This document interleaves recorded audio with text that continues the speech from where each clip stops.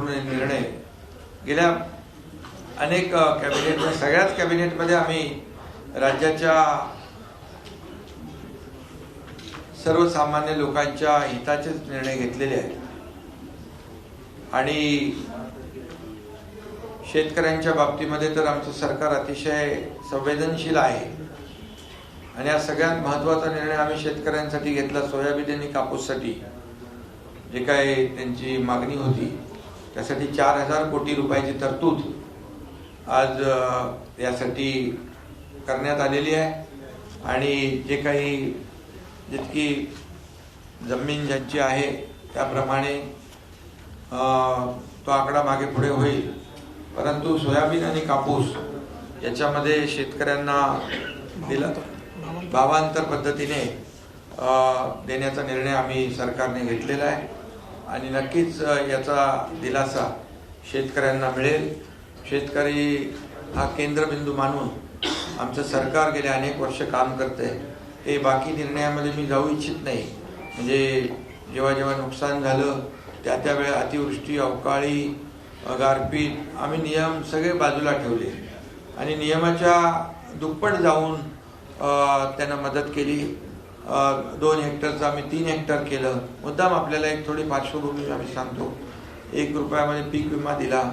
सततचं पावसाचं नुकसान धरलं जात नव्हतं, ते आम्ही धरलं आणि जवळपास आतापर्यंत शेतकऱ्यांना नुकसान भरपाई आणि विविध योजनांच्या माध्यमातून गेल्या 1.5-2 वर्षामध्ये आमच्या सरकारने 45,000 कोटी रुपये शेतकऱ्यांसाठी आतापर्यंत तरतूद केलेली आहे। विरोधक म्हणतात ना काय दिलं, हे सरकारने निर्णय घेतलेले आहेत आणि त्यामुळे आजचा हा निर्णय अतिशय मोठा निर्णय सोयाबीन आणि कापसाच्या बद्दल सरकारने घेतलेला आहे। त्याचबरोबर अनेक निर्णय आम्ही आज घेतलेले आहेत। तात्पुरत्या स्वरूपातील वैद्यकीय अधिकाऱ्यांना नियमित करण्याचा निर्णय घेतला। मालमत्ता विद्रुपीकरणासाठी त्याला देखील दंड आणि तो एक विषय घेतलाय। 138 जलदगती न्यायालयासाठी वाढीव खर्चाला मान्यता दिलेली आहे आणि त्याचबरोबर आज संस्कृत, तेलुगू, बंगाली साहित्य अकादमी स्थापन करण्याचा निर्णय, बंजारा समाज तेही आपण निर्णय घेतलाय। शासकीय निमशासकीय जागांवर आता मोफत चित्रीकरण जे आपले कलावंत आहेत, सिनेमा आहे त्यांचा, त्याला देखील आम्ही मोफत चित्रीकरण करण्याचा निर्णय घेतलाय। विणकर समाजासाठी आर्थिक विकास महामंडळ त्याला 50 कोटीची तरतूद केली आहे। त्याचबरोबर संत भोजलिंग काका सुतार समाज आर्थिक विकास महामंडळ तेही स्थापन करण्याचा निर्णय घेतलाय। पुण्यश्लोक अहिल्यादेवी महाराष्ट्र शेळी मेंढी विकास महामंडळाच्या भाग भांडवलात देखील भरीव वाढ करण्याचा निर्णय घेतलाय। हाताने महिला उचलण्याच्या प्रथेचे उच्चाटन करण्याच्या दृष्टीने रोबोटिक स्वच्छता यंत्रे असलेली मॅन होल कडून मशीन होलकडे जाणारी योजना त्याचा देखील आम्ही आज निर्णय घेतलाय।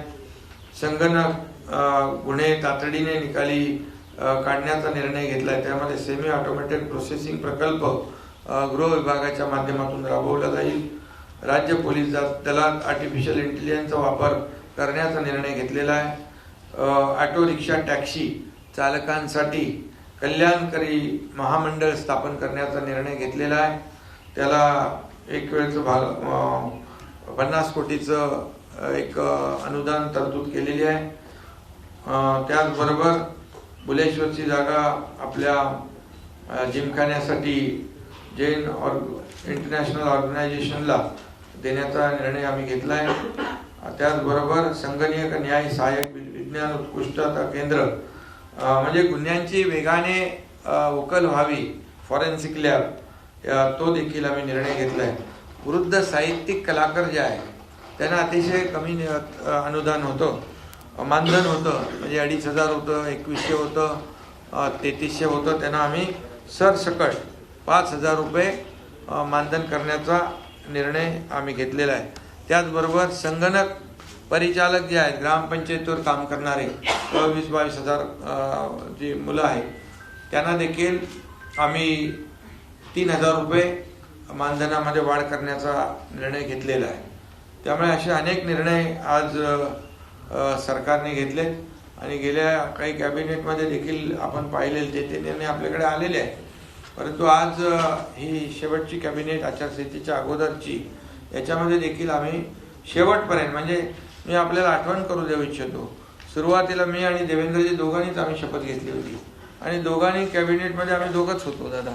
त्या दिवसापासून आजपर्यंत ज्या 50-60 कॅबिनेट झाल्या त्यामध्ये सर्वसामान्य शेतकरी, कामगार, कष्टकरी, महिला भगिनी, युवा, ज्येष्ठ या सगळ्यांसाठी, कामगार या सगळ्यांसाठी निर्णय आम्ही आपल्या सरकारने घेतले. एकही निर्णय असा राजकीय राज्यकर्त्यांच्या हिताचा आम्ही बिलकुल घेतला नाही. आम्ही सर्व निर्णय सर्वसामान्यांच्या हिताचे, जनतेच्या हिताचे, लोकांच्या जीवनामध्ये बदल घडवणारे